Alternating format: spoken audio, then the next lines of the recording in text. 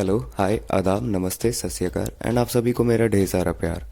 Welcome to my channel दोस्तों। My name is Suki and welcome to my channel your channel. आज के इस video में हम उन लोगों के लिए लाया हूँ जिन लोगों को जॉब नहीं मिल पा रहा। आई मीन कि जो लोग इंटरव्यू के लिए जा रहे हैं मगर वो इंटरव्यू नहीं निकाल पा रहे या फिर उनका क्लियर नहीं हो रहा है। क्योंकि फ्रेंड्स, कुछ दिन पहले मेरे फ्रेंड्स ने मेरे को कंप्लेन किया कि भाई इंटरव्यू तो बहुत सारे कॉल आ रहे हैं इंटरव्यू के लिए, पर जब मैं इंटरव्यू देने जा रहा हूँ तब मैं फाइनल राउंड में सेलेक्ट नहीं हो पा रहा हूँ। आखिर क्या कारण है इसका? तो दोस्तों, आप जब इंटरव्यू के लिए अगर आप जब जाते हो ना, तो क्या होता है ना कि कहीं कहीं दो पड़ाव में या आई मीन दो फेज़ में या फिर 2 बार में या 3 बार में सिलेक्शन होता है, कहीं कहीं एक बार में ही हो जाता है।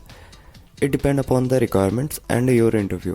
ओके, सो आज का हमारा मेन टॉपिक है कि how to face interview and clear it and get the job. Okay, तो चलो दोस्तों, बिना टाइम वेस्ट किए हम वीडियो को शुरू करते हैं। ओके, तो दोस्तों, जब हम इंटरव्यू देने जाते हैं आखिर होता क्या है? आखिर आपको पता नहीं होता है कि एक एचआर के मन में या फिर जो आपको रिक्रूट कर रहा है वहाँ पे जो आपका इंटरव्यू ले रहा है उसके मन में क्या चल रहा है। ये बातें आप लोगों को शायद पता नहीं होती है। तो बीइंग एन एचआर मैं ये कहना चाहूँगा कि सबसे पहली बात तो वो कि आपकी जो पर्सनालिटी होती है वो सबसे पहले मैटर करती है। आई मीन आप क्या गेटअप किए हुए हो। तो यहाँ पर दोस्तों फिर से मैं कहना चाहूँगा, पिछले भी वीडियो में मैंने कहा कि आपको फॉर्मल पहनना चाहिए, like a clean shirt, clean means धुला हुआ। ओके, और अगर वो लाइट कलर का हो तो बहुत अच्छा, एंड उसके कॉम्बिनेशन में dark pant. Okay, formal pant, cotton pant, formal pant आप पहनो with a belt, proper belt and with a shoes. अगर ये लेदर शू होता है तो वो ज़्यादा बेटर होता है, क्योंकि लेदर शूज़ को फॉर्मल कैटेगरी में रखा गया है। Okay, and you look decent and character wise you look humble. Okay, तो सबसे पहला चीज़ तो ये है कि आपको अच्छे से ड्रेसअप पहनना चाहिए अपने इंटरव्यू के दौरान। और अगर आप फीमेल हो तो आप ऊपर शर्ट नीचे स्कर्ट या फिर ऊपर शर्ट नीचे में चीनोज, ऐसा कुछ आप पहन के जा सकते हो। आपको लाइक फीमेल्स कैटेगरी में अगर देखा जाए तो बहुत सारे फॉर्मल ड्रेस आजकल आ गए हैं। सो आपको एक चीज़ अपने दिमाग में रखना चाहिए कि it should be like light और डार्क में होना चाहिए। ओके, क्योंकि इनसे अच्छा इंप्रेशन बनता है। तो चलो, ये बात हो गई ड्रेसअप की। अब इसके बाद क्या? जब आप इंटरव्यू दो ना, तो सबसे पहले तो आप ये दिखाने की कोशिश करो कि आपको जॉब की रिक्वायरमेंट है and you are truly searching a job. Okay, फिर आपकी क्वालिफ़िकेशन, फिर आपकी कैरेक्टर की बात आती है। तो क्वालिफ़िकेशन आपकी जो है वही लिखना अपने सीवी में, इसके अलावा कुछ और मत लिखो। अगर आपके पास कोई और टेक्निकल, आपके पास कोई टैलेंट हो जिसमें आप सर्टिफिकेट लिए हुए हो या फिर कहीं से कोर्स किया हुआ हो, तो वो ज़रूर अपने सीवी में मेंशन कीजिए। CV I mean resume. यहाँ बात आ जाती है, कहीं कहीं मेरे 1-2 दोस्तों ने भी पूछा कि यार मेरी सीवी आखिर होनी कैसी चाहिए, क्या वो एक डिज़ाइन तरीके से होनी चाहिए, एकदम डिज़ाइनिंग लुक में होनी चाहिए या फिर कुछ ऐसा। यहाँ मैं ये कहना चाहूँगा दोस्तों कि अगर आप अपना सीवी वर्ड डॉक्यूमेंट में ही बना के टाइप करके ले जाते हो ना, तो कोई प्रॉब्लम नहीं होता है, क्योंकि वो बहुत क्लियर होता है और टू द पॉइंट होता है। एंड प्लीज़ प्लीज़ प्लीज़ इसको कहीं से भी आप कॉपी मत करो, गूगल से तो खासकर मत ही करो, क्योंकि अगला जो रिक्रूट कर रहा है वो आपके जैसे 10 लोगों को रिक्रूट करने के लिए वहाँ पर बैठा हुआ है, और कितने को रिक्रूट रोज करता है।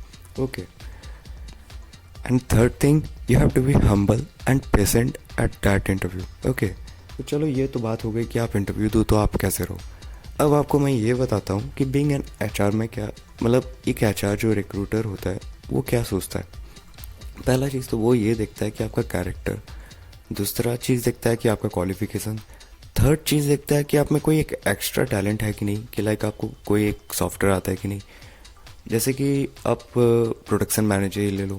ओके, तो प्रोडक्शन मैनेजर को मेन होता है कि माइक्रोसॉफ्ट आना चाहिए। ओके, यूजुअली लोगों को आजकल सबसे ज़्यादा नीड होता है कि माइक्रोसॉफ्ट आना ही चाहिए, माइक्रोसॉफ्ट एक्सेल खासकर। ओके, एंड वो भी काफ़ी आसान है दोस्तों। अगर आप यूट्यूब पे वीडियो देखोगे तो आप इजीली सीख जाओगे within few days. Okay, you don't have to worry about anything. तीसरा चीज़ तो ये हो गया कि मल्टीटास्किंग। ओके, इसके थ्रू वो मल्टीटास्किंग होता है। लाइक अगर आप कहते हो वहाँ पे कि सर मैं ये काम के लिए आप रिक्रूट कर रहे हो, पर अगर आपका कंपनी मेरे को ये काम भी बोले तो मैं ज़रूर करूँगा विदाउट सेइंग नो। ओके, तो इससे एक अच्छा इंप्रेशन बनता है कि एचआर देखता है कि आप मल्टीटास्किंग भी हो, अब प्लस कोऑपरेटिव भी हो। तो फाइनली हमारा 3-4 टर्म्स यहाँ से निकल के आ जाते हैं कि पहला लुक, सेकंड आपका क्वालिफिकेशन, थर्ड आपका multitasking thing means extra talent work, and fourth कि आप कोऑपरेटिव हो। ओके, अगर ये 4 क्वालिटीज़ आप में हैं तो आप पक्का सेलेक्ट हो गए। कई बार होता क्या है ना दोस्तों, जब आपकी डिफरेंट राउंड्स में इंटरव्यू होती है तो फाइनल राउंड के लिए लास्ट में आप देखते होंगे कि कुछ कैंडिडेट आपके साथ बच गए। ओके, अगर आप सेलेक्ट हुए फाइनल राउंड के लिए तो वहाँ पे ये सब चीज़ें मैटर्स करती है। प्लस अगर आपका यहाँ पे बात आ जाता है कि लाइक मैं बहुत दूर रहता हूँ बट कंपनी मेरे को सेलेक्ट करेगी कि नहीं। देखिए दोस्तों, अगर वो कंपनी को आप जेन्यून लगोगे तो आई डोंट थिंक कि वो डिस्टेंस मैटर करता है। वो कंपनी थोड़ा आपके लिए एडजस्ट जो करवाएगी कि नहीं आप लाइक 9 बजे से आपको बहुत दूर है बट 9:15 टिल 9:15 आप आ जाओ या करो लाइक दिस। अगर थोड़ा रिक्वायरमेंट मतलब जैसा रिक्वायरमेंट होता है वैसा वो लोग भी कोऑपरेट करते हैं। So you don't have to worry. इन सब बातों को आप याद रखो, इन चारों पॉइंट्स को याद रखो, आपको पक्का डेफिनेटली जॉब एक अच्छा सा मिलेगा।